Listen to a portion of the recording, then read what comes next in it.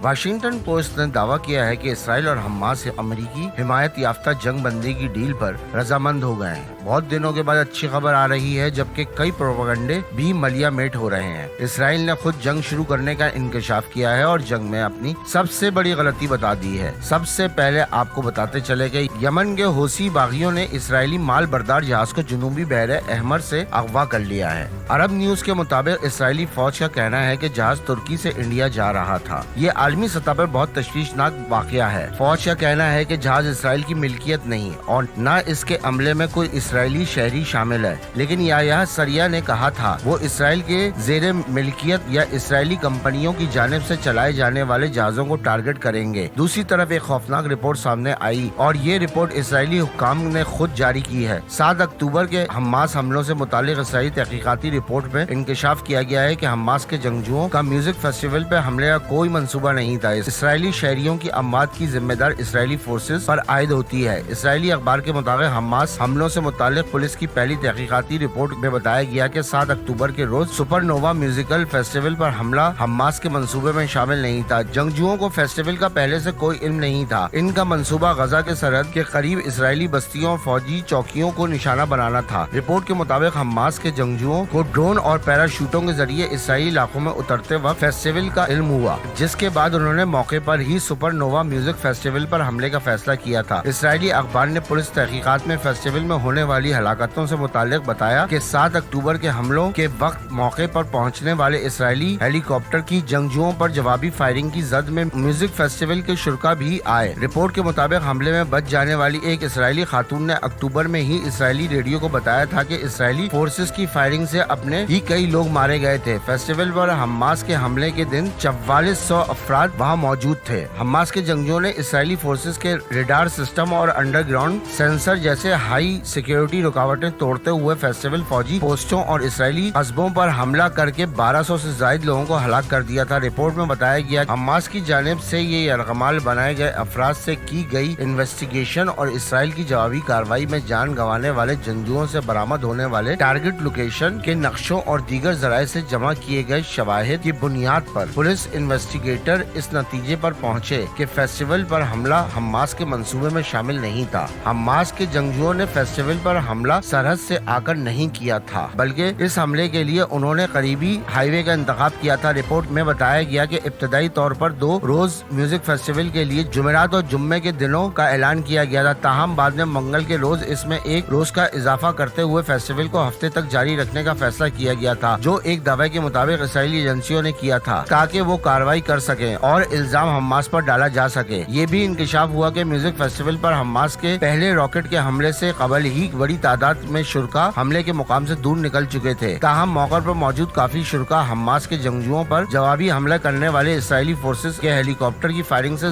जद में आकर हलाक हुए। इस फेस्टिवल पर हमले में 17 पुलिस अफसरान 364 अफराद हलाक हुए। अब आते हैं कल और आज की कार्रवाई की तरफ। हम बार बार कहते रहे कि जंग इंसानों को खा रही है, ये इंसानियत को खत्म कर रही है। जंग किसी मसले का हल नहीं, लेकिन हर तरफ से जंग की ही वाह हो रही है। अब आप खुद मुलाहिजा करें, गजा में जंगी जराइम के मुर्तकिब इसराइली फौज ने कब्रों से शोधा की लाशें निकाल ली। अल जजीरा की रिपोर्ट के मुताबिक इसराइली फौजियों ने अल शिफा हॉस्पिटल में इज्तिमाई खबर से 100 से ज्यादा लाशें निकालकर किसी नामालूम मुकाम पर मुंतकिल कर दी। इसराइली फौज ने बिल्डोजर के जरिए खोद कर शहीदों के जस्ते खाकी निकाले। शहीद फलस्तीनियों को अल शिफा हॉस्पिटल के आते में इज्तिमाई तौर पर दफनाया गया था। बड़ी तादाद में लाशों की वजह से इंतजामिया ने इज्तिमाई तदफीन का फैसला किया था। अल शिफा हॉस्पिटल को चारों तरफ से इसराइली फौजियों ने घेरे में ले रखा है, जहां मुताद्दिद ज़ेरे इलाज मरीज और नौज़ायदा बच्चे इंतकाल कर चुके हैं। इसराइल का दावा है कि हमास ने अस्पताल के नीचे सुरंगें बना रखी हैं, लेकिन अपने दावे को साबित करने के लिए एक सबूत भी पेश नहीं किया। हाल ही में फलस्तीन के मामले पर सोशल मीडिया में मिसलीडिंग इंफॉर्मेशन जारी की जा रही है। इस मनफी मिसलीडिंग इंफॉर्मेशन की असल कहानी का पर्दा आज हम फाश करेंगे। सोशल मीडिया पर एक जहाज को असला पाकिस्तान से इसराइल ले जाने की झूठी और मन गढ़ंत कहानी बयान की जा रही है। बताया जा रहा है कि एक सियासी जमात के हामियों ने सोशल मीडिया पर फलस्तीन के मामले पर मिसलीडिंग इंफॉर्मेशन की मुहिम चला रखी है। इस मुहिम में पाकिस्तान पर इसराइल को असला फराहम करने का झूठा इल्जाम लगाया गया है।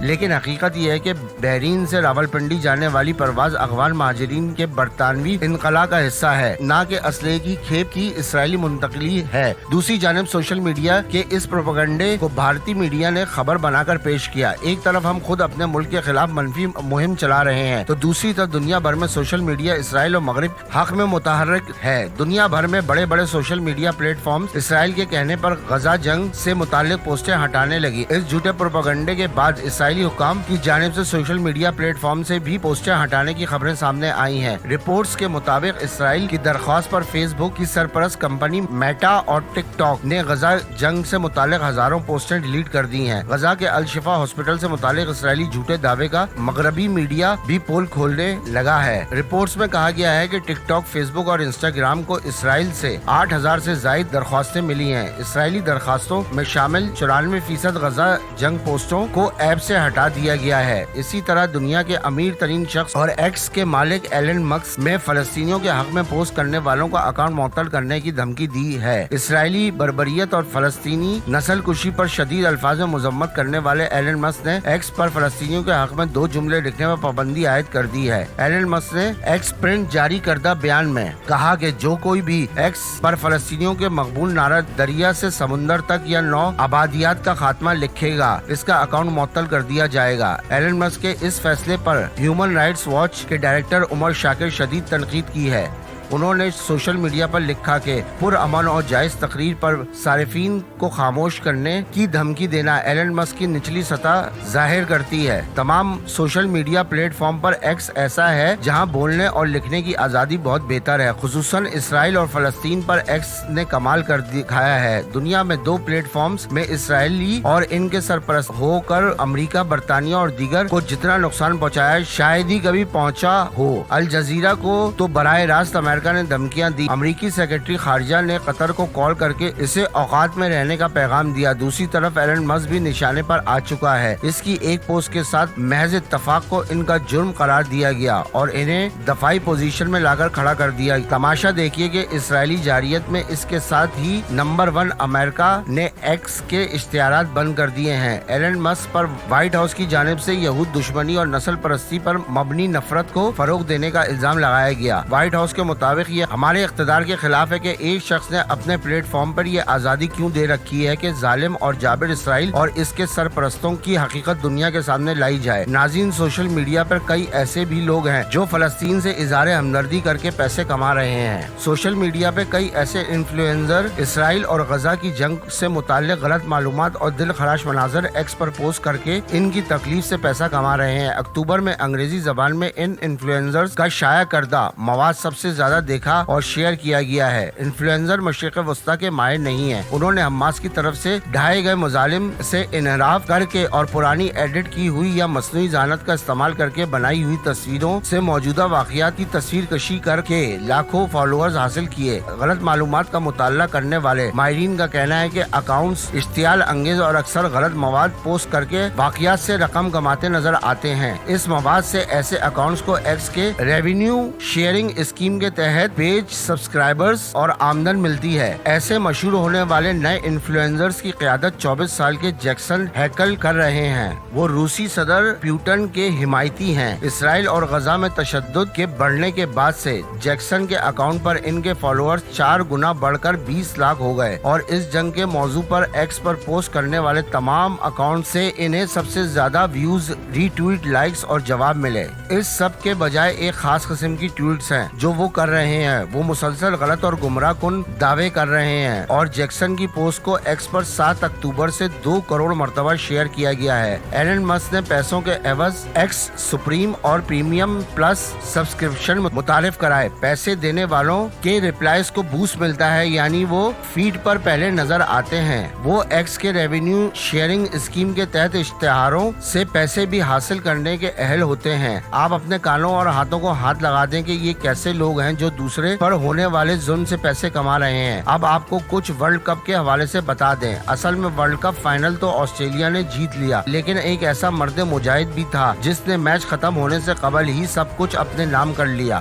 اور اس شخص نے کوئی بلہ نہیں گھمایا اور نہ ہی کوئی گیند کی बल्कि एक मैराथन किया और पूरी दुनिया को एक मुस्बत पैगाम दे दिया। भारत और ऑस्ट्रेलिया के दरमियान क्रिकेट वर्ल्ड कप का फाइनल अहमदाबाद के नरेंद्र मोदी स्टेडियम में खेला गया। भारत की बैटिंग के दौरान एक मौके पर कुछ देर के लिए मैच को इस वक्त रोकना पड़ा जब फ्री फलस्तीन की शर्ट पहने एक नौजवान ग्राउंड में दाखिल हो गया और भारतीय बैटर विराट कोहली तक पहुंच गया। ग्राउंड इंतजामिया फौरी तौर पर मुतहर्रिक हुई और मुतल्लका शख्स को पकड़कर ग्राउंड से बाहर ले गए। इस शख्स का नाम जून है। इसका ताल्लुक ऑस्ट्रेलिया से है। इसके एक हाथ में अमन का झंडा भी था और इसने एक शर्ट पहन रखी थी जिस पर यह नारा लिखा गया था कि फलस्तीन को आजाद करें। 1 लाख से ज्यादा लोगों के सामने यूं ग्राउंड में आना बाज़ाते खुद एक जुर्रत है। इस शख्स ने मीडिया को बताया कि वो फलस्तीन के हक में सामने आया और फलस्तीन को आजाद देखना चाहता है। ये नजारा पूरी दुनिया ने अपने टीवी स्क्रीन पर देखा। और दूसरी खबर का ताल्लुक भी भारत से है, जहां इस शख्स का जादू चल गया और लोग फलस्तीन के लिए आवाज उठा रहे हैं। इस लड़के की ग्राउंड में मैराथन के बाद भारतीय रियासत केरला में MP राजमोहन ने कहा कि इसराइल के वजीर आजम